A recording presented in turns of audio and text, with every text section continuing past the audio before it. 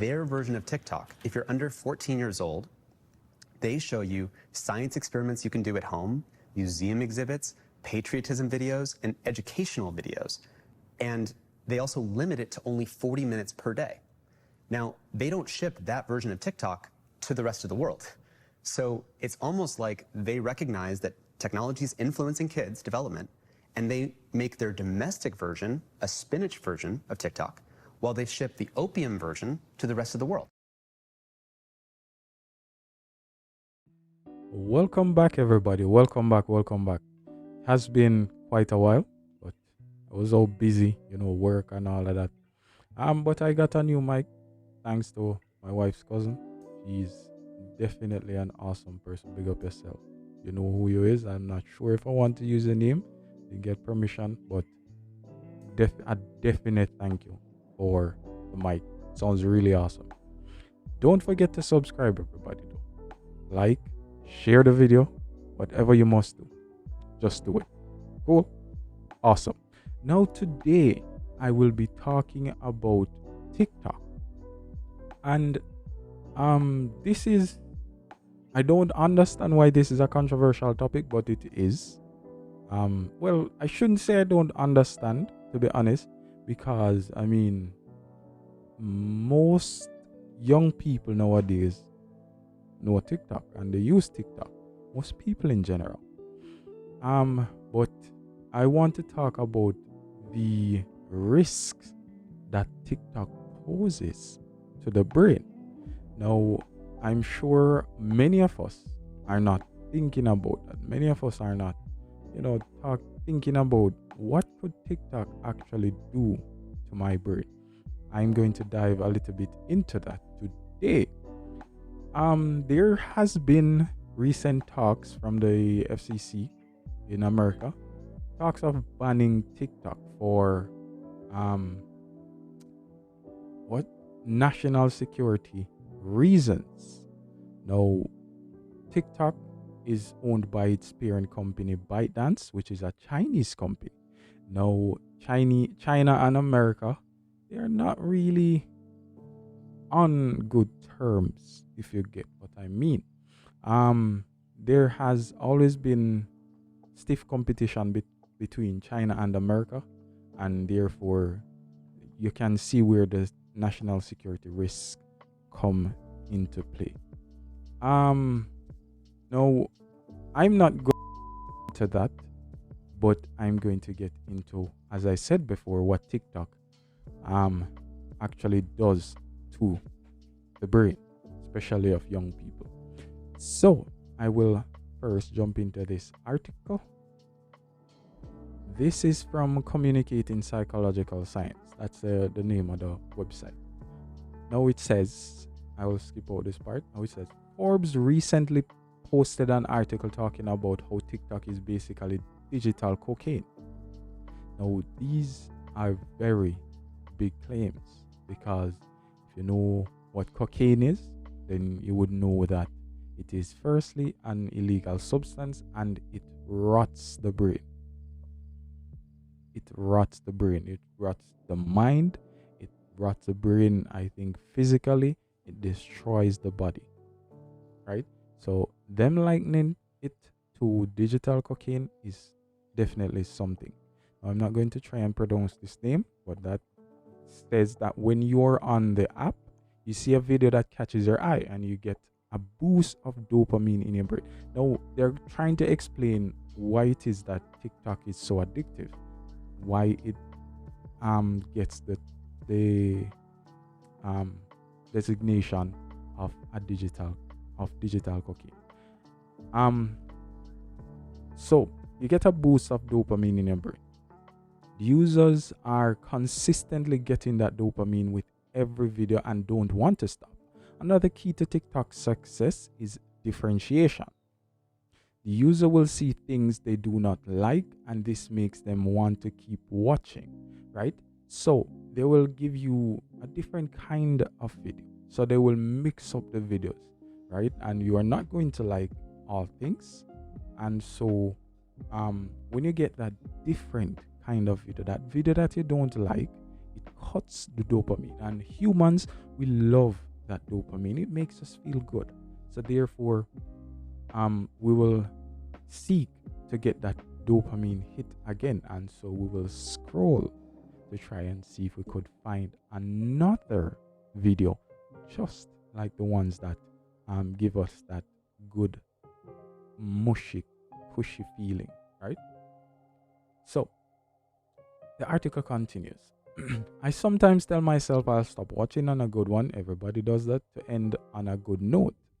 However, I wouldn't recommend this for the particular reason that it doesn't always work. It does not. It's like when you're up at 3 a.m. in the mornings watching those guys make the houses in the jungle, right? Primitive technology, building houses. You're like, I'm just watch this to fall asleep, and before you know it, you're 3 videos down, and those videos are like what, 15 to 20 minutes. So robbing yourself from sleep. In the article, they said that TikTok is similar to gambling. We get the dopamine from a few good videos, then have a lull of excitement with a couple of videos that don't relate, then we are boosted with another pleasant video. They compare the app to a slot machine. You get the constant highs and lows. The anticipation alone is exciting to us, both physically and mentally. Now, this is just expounding on the previous part about differentiation. Watching TikTok for long periods of time can negatively affect your short-term memory, attention, and concentration. Whereas in 2019. Now, this was a study done in 2019. And I mean, it's common sense, right? If you do anything that has ocular stimulation, like if you watch videos, if you look at anything for too long, then that thing will take up your mind, and I mean, it will lead to short-term memory problems, and it will lead to an attention deficit. It will cut your concentration also. That's just common sense. While we are on our phones, we typically are not fully aware of our surroundings and tend to give our phone the most attention. During the time you are watching a TikTok video, you are blind to what is going on in your internal and external environment. That is so true. I watch YouTube a lot. And sometimes people are talking to me. Even today I was in my boss's car, and his wife was talking to me, was telling us Happy International Men's Day. Happy International Men's Day, by the way. And I wasn't hearing. My coworker had to nudge me. And before I was, brought back to reality. And TikTok is way more addictive than YouTube is. I believe so. Right? So you can just imagine. Right? Now, the article just continues to talk about the attention issue. Now, TikTok can also be super influential. They have the ads just like many other social media apps that tell you to buy their products, and sometimes you give in. But that part is not the only kind of influence that I want to talk about.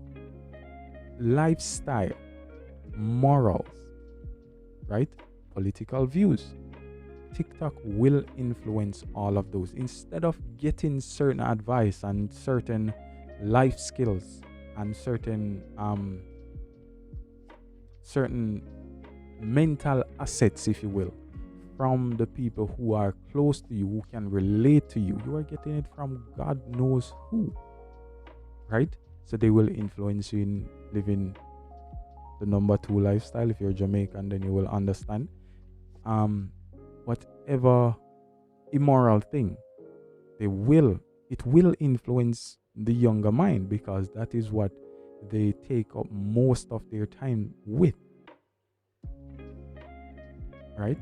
No, I'm not going to act as if TikTok is just bad, because back when TikTok just started, I used to go on it, and there were some very interesting computer technology videos. I love the IT sphere of things, and there were so many great videos, right? There are other educational products, cooking videos, anything basically. It's kind of like YouTube, but not really. But most people, it's sad to say, but most people are not on TikTok for learning. They're definitely just on there to kill time, to waste time, right? Now another thing that I want to talk about is the privacy concern, right? Now they're in TikTok's terms of service, right? I'm just going to paraphrase. You can correct me if I'm wrong, if I'm misinterpreting this, but it sounds to me like when you are logged in on TikTok on one device, all the other devices that has that login information, like your email or your phone number, I'm not really sure how you sign up for TikTok. All the other devices that are connected to that device, TikTok has the right to look at that data on the data on those devices. Now that is some spooky stuff. That is crazy. You have one device with TikTok that you want to use, and they have access to all other devices. That's just crazy.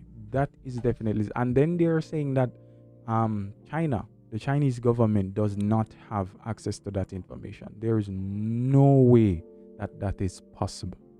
Absolutely no way. We all know that China, everything that happens in China, the Chinese government knows about it. That is why there is very, very little uprising or revolts or protests in China. All right. So that is one of my biggest concerns. It's really not something I don't think that young people should have access to. You know that in China, young people, teenagers can only spend 40 minutes a day on TikTok. 40 minutes.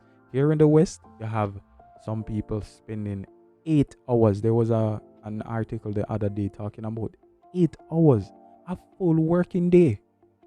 8 hours on TikTok. That is absolute madness.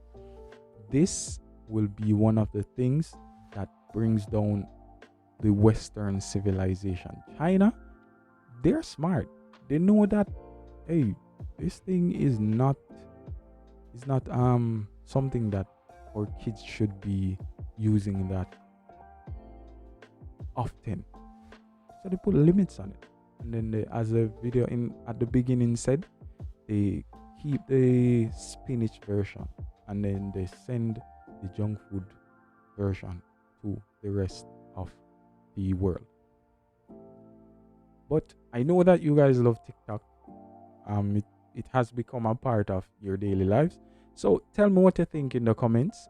If you agree, then fine. If you disagree, then that's fine too. Let me know about it. I want to know what you think. This is the best way that we can learn from each other, and the best way that we can see it from each other's perspective. Because I have a perspective, I'm more of a traditional person, but some people are more modern. So I would love to hear a perspective. On that note, you do have yourselves a beautiful day, and we'll see you next time.